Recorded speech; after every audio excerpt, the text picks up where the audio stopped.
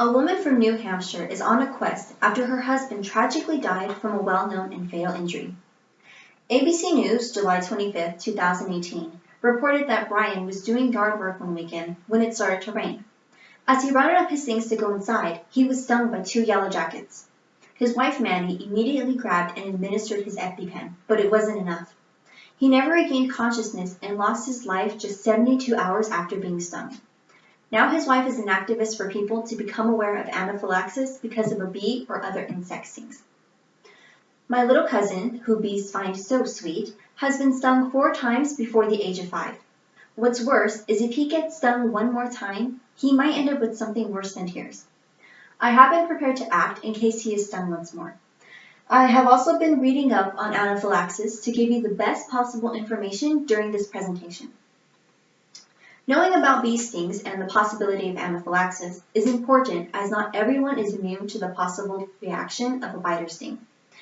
Stat Pearls, June 7, 2020, states that anaphylaxis is often fatal due to its rapid progression and respiratory collapse. This can be fatal or deadly if not treated properly. In this speech, we will hear the buzz on anaphylaxis as caused by bee stings. We will first look at the issue of bee stings. Then we will cover what exactly happens to a body when it has been stung.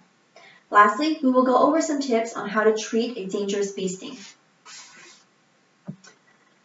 Death rates as a result of bee stings are increasing every year.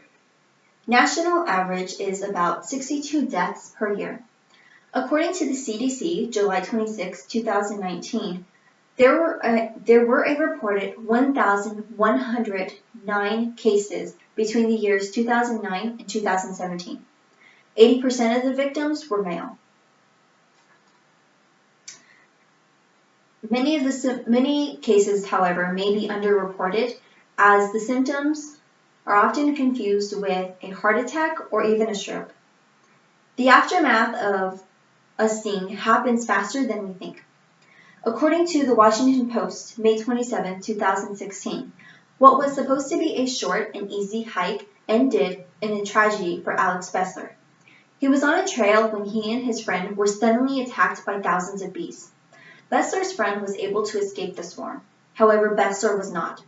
Rescuers tried to reach him several times but couldn't get close before they were driven away by the insects. Finally, the sergeant in the area jumped on a vehicle and raced to Bessler's location. Bessler was whisked away to the hospital, but not in time. He died shortly after his arrival. In another incident, an insurance agent named Guy Habuki was enjoying a typical Saturday in his garden when he suddenly stopped breathing. According to the Chicago Tribune, September 17, 2015, Habuki, who was 49, died of what the medical examiner determined to be an anaphylactic reaction to a bee sting.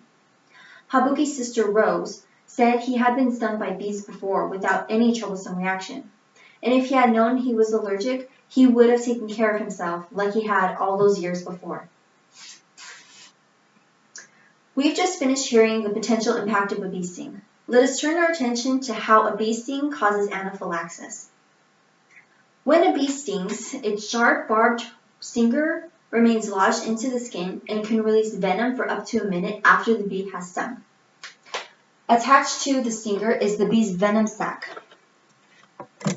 It contains the chemical of melatonin, histamine, and other proteins. The allergic reaction comes when the immune system is oversensitized to the venom and produces antibodies to it. Histamines and other substances are released into the bloodstream, and it causes blood vessels to dilate and the tissue to swell.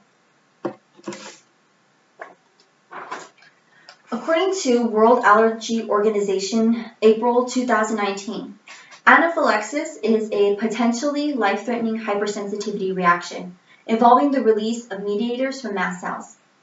Anaphylaxis causes your immune system to release a flood of chemicals that can cause you to go into shock. Your blood pressure drops suddenly and your airways narrow, blocking breathing. Anaphylaxis develops rapidly, usually reaching peak severity within 5 to 30 minutes and may last for several days. We've just covered what happens when a person is stung. Let's look at what to do in case you or someone around you is stung and needs care. There are quite a few ways to prepare in case of a bee sting. The first thing you should do is get tested at a doctor's office to see if you are allergic to the sting.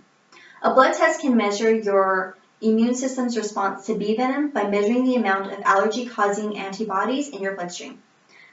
According to Insider, June 24, 2020, if a honeybee stings you and the stinger remains in your skin, it can continue to pump toxins into your body, which will make symptoms worse if it's not removed. Don't use tweezers or make any other attempt to pull the stinger, as you could accidentally release more venom. Instead, use baking soda and water to make a paste and apply it directly over the stinger. If someone goes into anaphylactic shock, the best thing to do is to call 911. Get the person into a comfortable position and elevate their legs, as this keeps blood flowing to the vital organs. Loosen tight clothing and cover the person with a blanket. Don't give the person anything to drink, even if they ask. Additionally, in the case of anaphylaxis, you must be treated with an adrenaline injection, commonly known as an EpiPen.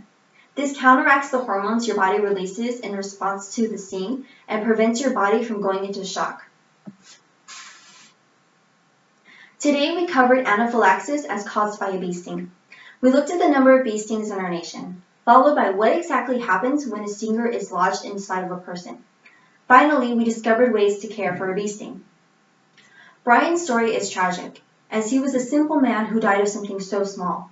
But his story should remind us that no one is truly capable of avoiding the deadly venom a bee stinger possesses. His wife should inspire many to keep the buzz on bee stings.